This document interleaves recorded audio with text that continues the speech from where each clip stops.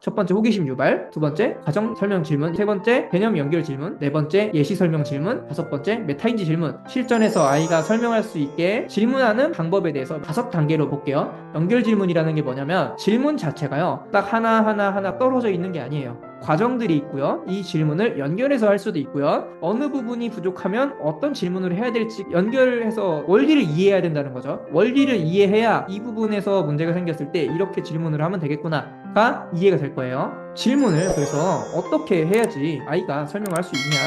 결국엔 그래서 뭐라고 해야 되냐. 물론 이렇게 생각하는 게 나쁜 건 아니거든요. 그런데 지금 이렇게 생각하고 말씀을 하신다고 하면 아이들이 공부하는 거랑 똑같아요. 아이들이 공부를 할 때 결국에는 수업을 듣는데 듣는 내내 딴짓하고 졸고 있다가 그래서 답이 뭔데? 그래서 결과가 뭔데? 그래서 내가 뭘 외우면 되는데? 이렇게 생각을 하잖아요, 실제로. 앞에서부터 원리를 이해를 하고 어떻게 해야겠다를 느끼셨으면 좋겠고, 질문을 어떻게 하면 되는데요 해서 제가 몇 가지 뭐 알려드릴 건데 그거를 외운다고 해서 소용이 없다니까요.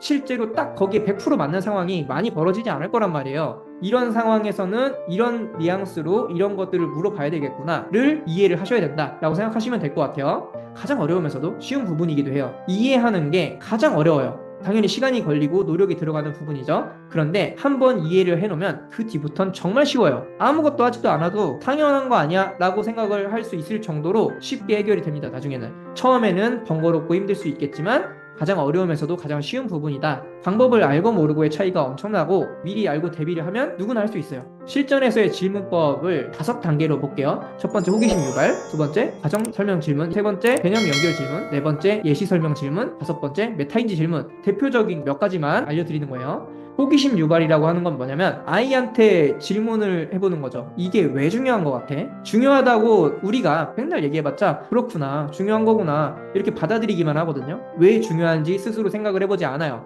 그래서 물어봐줘야 돼요. 이 부분이 왜 중요한 것 같아? 라는 질문을 하면 아이가 무슨 생각을 하게 되냐면 이게 왜 중요하지? 내가 이걸 왜 공부를 해야 되지? 라는 생각을 한 번이라도 더 해볼 수 있다는 거죠. 스스로 사고하고 궁금증을 가지게 유도를 할 수 있는 질문이라고 생각하시면 될 것 같아요.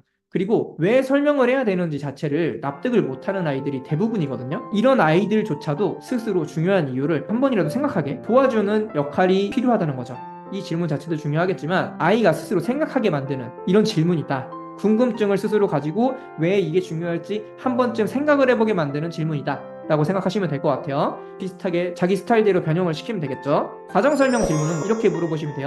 어떻게 풀었는지 과정을 설명해 줄래? 어떻게 해서 그렇게 되는데? 어떻게 해서 네가 말한 대로 되는데? 이런 뉘앙스로 물어보시면 된다는 거죠. 문제 해결 과정을 설명하면서도 이해도를 높이는 질문이라고 생각하시면 돼요.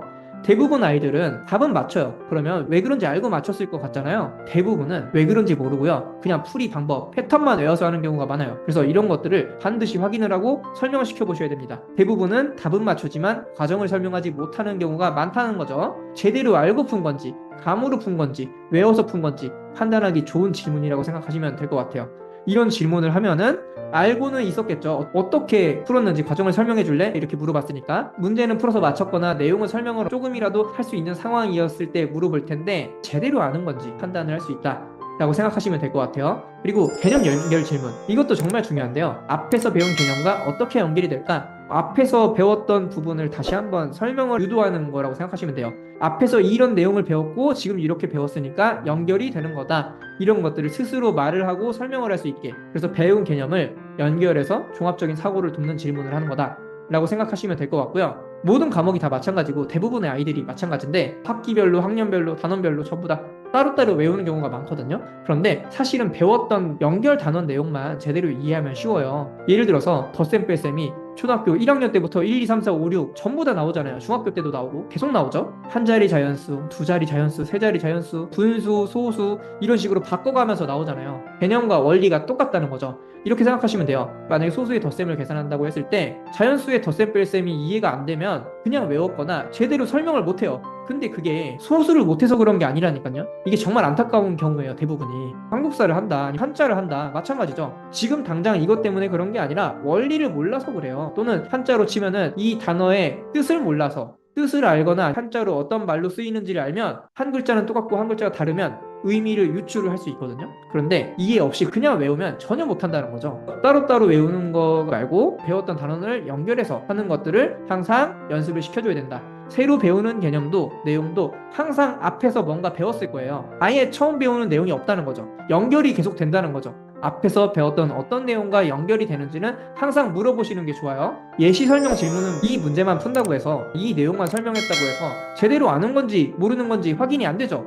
외운 건지 패턴만 반복해서 풀어가지고 하는 건지 이런 것들을 모르는 상태이기 때문에 다른 상황, 예를 들면은 딸기랑 배웠는데 사과랑 포도로 바꾼다든지 숫자, 수를 바꾼다든지 다른 과목들 같은 경우는 상황을 조금 바꾼다든지 말 한마디를 바꾼다든지 이런 식으로 했을 때 어떻게 설명을 하는지를 들어봐야 된다는 거죠. 다른 상황에서 이걸 어떻게 쓸 수 있을까? 설명하는 게 익숙하거나 잘하는 친구들은 다른 상황을 본인이 스스로 만들어서 설명을 할 거고요. 익숙하지 않거나 잘 안 되는 친구들은 상황을 같이 만들어 보면서 설명을 하는 걸 연습을 시켜보면 될 거고요. 조심해야 될 부분이 뭐냐면 스스로 여기까지는 설명할 수가 없는데 계속 설명하라고 다그치기만 하면 안 돼요. 우리도 아이가 어느 정도까지는 설명할 수 있는지를 파악을 해서 그만큼을 달성하기 위해 필요한 부분은 우리가 유도 질문을 하고 힌트를 주고 하셔야 된다는 거죠. 이런 것들을 반드시 연습을 하셔야 된다. 상황이 바뀌고 구체적인 이름이나 수나 이런 것들이 바뀌어도 설명할 수 있게 조금 더 나아가서는 비슷한 문제를 스스로 만들어 보면서 생각하는 힘을 계속해서 길러줘야 된다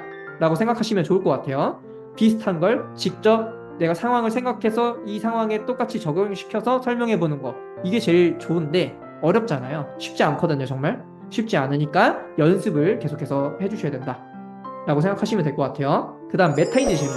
메타인지 질문은 여기서 네가 잘 몰랐던 게 어떤 거였어? 그럼 이제 제대로 알게 됐니? 왜 그런 거 같아? 이런 것들을 계속해서 이야기를 나눠봐야 된다는 거예요. 스스로 학습 과정을 되돌아보고 메타인지를 잘했는지 이런 것들을 유도하는 질문들을 우리가 계속해서 던져줘야 되고요. 그리고 대부분 아이들은 알고 있다고 착각을 하기 때문에 설명을 했어도 스스로 메타인지가 제대로 되고 있는지 확인을 해야 제대로 공부했다고 할 수 있다는 거죠. 확인을 계속해서 해주셔야 돼요. 설명하기를 했을 때 여러 가지 장점들이 있어요. 그 중에서 우리가 생각해 볼 수 있는 것들은 메타인지가 정확하게 된다는 거, 그리고 부족한 부분을 부모님이 알 수 있다. 부모님이 이걸 왜 알아야 되냐면요. 그래야지 다른 질문들, 추가 질문들, 부족한 부분을 외울 수 있게 도와줄 수 있는 상황이 된다는 거죠. 그리고 부모님께 설명하는 것이 익숙해진다. 대화도 자연스럽게 되고요. 대부분이 초등학교 고학년, 중학생 되고 나서 대화가 끊기는 이유 중에 하나가 첫 번째는 혼날까 봐고요. 두 번째는 내가 제대로 안 한 게 들킬까 봐 그렇거든요. 같은 말이죠, 사실은. 혼날까 봐 이거랑. 그런데 부모님이 부족한 부분을 알면서 설명해 주는 걸 조금씩 도와주잖아요. 그러면 아이도 부모님께 설명하는 게 조금씩 익숙해져요. 이게 어떤 효과가 있냐면 공부를 잘하게 되는 효과는 당연한 거고 부모님과의 관계도 좋아진다는 거죠. 설명하는 방법을 연습을 계속 하잖아요. 그러면 공부 관련된 대화를 억지로 할 필요가 없이 평소에도 자연스럽게 이렇게 대화식으로 하잖아요. 아이가 중학교, 고등학교 또는 성인이 돼서도 계속해서 대화를 자연스럽게 할 수 있다는 거예요. 이걸 강압적으로 하지 말고 아이와 항상 조절을 하면서 하면 좋아요. 그리고 대부분이 옆에서 내가 지켜봐야지만 아이가 공부를 한다라고 생각을 하시는데 그렇게 하면 지쳐서 얼마 못해요. 이 방법에서 실패하는 대부분이 이런 상황이거든요. 제가 상담을 드릴 때도 이런 말씀을 많이 드려요. 옆에서 계속 있으면 나중에 부모님이 힘들어가지고 못하신다. 그러니까 아이가 스스로 할 수 있게끔 좀 도와주면서 확인을 해주면서 그 시간에 또 다른 것들도 할 거 하시면서 이렇게 하셔야 된다 라고 말씀을 드리는데 둘 중에 하나가 생각보다 많아요. 아예 직장 다니거나 바쁘셔가지고 못 봐주시는 분들, 아니면 봐주려고 하는데 나의 의욕이 앞서서 계속 붙잡고 있는, 계속 아이와 같이 해야지만 내가 뭔가를 한 것 같은 이런 느낌을 받으면서 계속 옆에서, 물론 옆에서 나는 나대로 책 읽고 아이는 아이대로 공부하고 이렇게 하시겠지만 이게 스트레스가 되는 경우가 생각보다 많거든요. 그렇게 하시면 안 되고 아이대로 공부를 하는데 확인할 수 있는 시간을 정해서 만들어 놓으면 된다 라고 생각하시면 될 거고요. 직접 옆에 있지 않아도 어떻게 공부를 했는지 설명을 시켜보면 다 알 수 있어요. 사실은 물론 집중을 조금 못했을 수 있겠죠, 아이가. 하지만 그런 세세한 것들 말고 큰 흐름이나 큰 틀을 봤을 때는 아이가 그래도 집중해서 했고 열심히 했구나를 충분히 알 수 있다는 거죠. 그래서 자연스럽게 설명하는 연습까지 될 수 있다. 이런 것들 한꺼번에 할 수 있는 게 설명하기 연습인 거고, 본인의 생각을 정확하게 표현을 하고 아는 것과 모르는 걸 구분하는 연습도 할 수 있을 거고요. 어떤 상황에서든 자신의 주장과 근거를 통해서 설득하는 연습. 제가 항상 이야기 드리죠. 내 주장을 통해서 항상 설득을 하는 걸 연습을 시켜야 된다. 사실은 설명하는 것 자체가 나의 생각을 상대방에게 이야기를 하면서 설득을 하는 과정이라고 생각하시면 돼요. 그래서 항상 자신의 주장을 근거를 가지고 설득을 하는 연습이 설명하는 연습이다 라고 생각하시면 될 것 같아요. 이런 분들 아마 많이 계실 거예요. 공부 방법에서 새로운 공부 방법, 시도하는 방법, 메타인지를 하고 구멍을 메우는 방법, 스스로 설명시키는 방법, 이런 방법을 모르시는 분들이 많으실 텐데, 새로운 공부 방법을 시도를 하려면 당연히 억지로 시키면 안 되겠죠. 억지로 시키면 역효과만 더 납니다. 그래서 아이를 설득을 먼저 해야 돼요. 설득을 할 때 비전을 주면서, 희망을 주면서, 제대로 공부했을 때 이런 게 좋다 라고 이야기를 하면서 설득을 해야지, 그냥 이거 해야 돼, 이거 하면 뭐 해줄게, 이런 식으로 하시다 보면 문제가 뭐냐면 그때는 할 수도 있거든요. 그런데 하는 척 하는 걸 수 있다는 거죠. 그리고 보상이 주어지지 않으면 안 하는 경우가 생각보다 많아요.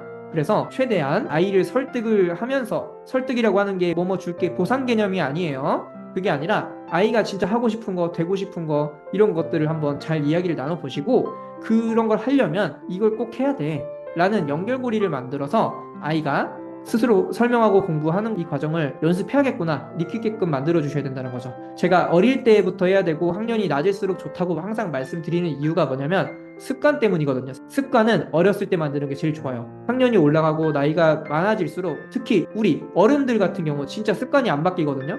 그 이유 중에 하나가 뭐냐면 이미 몇십 년 동안 이렇게 살아왔어요. 이걸 갑자기 바꾸려면 힘들단 말이에요. 그러니까 습관이 잡힌 기간이 짧을수록 바꾸기가 좋다라고 생각하시면 될 것 같아요. 메타인지를 하고 구멍을 찾고 메우려면 질문을 많이 던져줘야 됩니다. 나무라지 않고 응원하는 방법을 아이와 함께 찾아봐야 되고요. 구멍을 발견했을 때 어느 부분을 다시 공부를 해야 되는지 확인을 하셔야 되고, 시간이 걸리더라도 다시 설명하고 넘어가는 거, 이런 것들을 반드시 연습을 해주셔야 돼요. 스스로 설명시키려면 질문을 제대로 우리가 해줘야 되고요. 설명을 어떻게 하는지에 따라서 다음에 뭘 어떻게 해야 되는지, 이런 것들을 예상을 할 수 있고 알려주고 생각을 해보게끔 유도를 해주고, 이렇게 해주시면 돼요. 그럼 이제 아이도 그게 습관이 잡혀요, 점점. 그리고 또 하나 중요한 게 조급해하는 것들 때문에 실패하는 경우가 많거든요. 그래서 마인드 컨트롤하는 걸 반드시 도와주셔야 되고, 틀려도 괜찮다, 이게 왜 이렇게 되는지 정확하게 이해하고 넘어가자, 지금은 틀려도 된다, 이런 것들을 계속해서 이야기를 해주셔야 돼요. 왜냐면 설명을 하잖아요. 그러면 분명히 완벽하지 않아요. 오늘 배운 내용 정리해서 저한테 설명해 주실 수 있는 분 계신가요? 아마 거의 없으실 거예요. 어려워요. 설명하는 게 원래 어려운 거예요. 그러니까 틀려도 괜찮다, 빠진 부분이 있어도 괜찮다, 부족한 부분이 있어도 괜찮다, 앞으로 부족한 부분을 찾아서 메우면 되는 거다, 그걸 찾아서 메꾸려고 설명을 하는 거다, 이런 것들을 계속 알려주시면 됩니다. 여기까지 이해되셨죠? 제가 비슷한 내용들을 반복해서 자꾸 말씀을 드리는 이유가 뭐냐면요, 사람은 한 번 들었을 때 완벽하게 다 이해를 할 수 없고요, 시간이 지나면 까먹고요, 내용을 까먹지 않더라도 생각하지 않고 신경 안 쓰고 지내는 경우가 많아요. 그런데 주기적으로 이런 이야기를 듣고 설명을 듣고 수업을 들으면서 하는 이유가 뭐냐면, 내가 알고 있는 내용이고 기존에 들었던 내용일지라도 다시 한번 마음을 가다듬고 추가적으로 또 배워야 되는 것들, 해야 되는 것들, 방향들을 익힐 수 있기 때문이죠. 공부를 하다 보면은 아이도 마찬가지인데요, 똑같은 내용을 다시 듣더라도요, 두 번째 들을 때, 세 번째 들을 때, 또 다음 내용을 듣고 나서 다시 앞에를 들을 때 느낌이 완전 다르거든요. 방향이 보인다는 거죠. 뒤에 내용을 배우고 나서 다시 앞에 내용을 보잖아요. 예를 들면은 곱셈 99의 원리에 대해서 이해를 못했다, 그냥 외웠던 친구들이 있다. 이런 경우에 곱셈의 원리를 배웠잖아요, 만약에.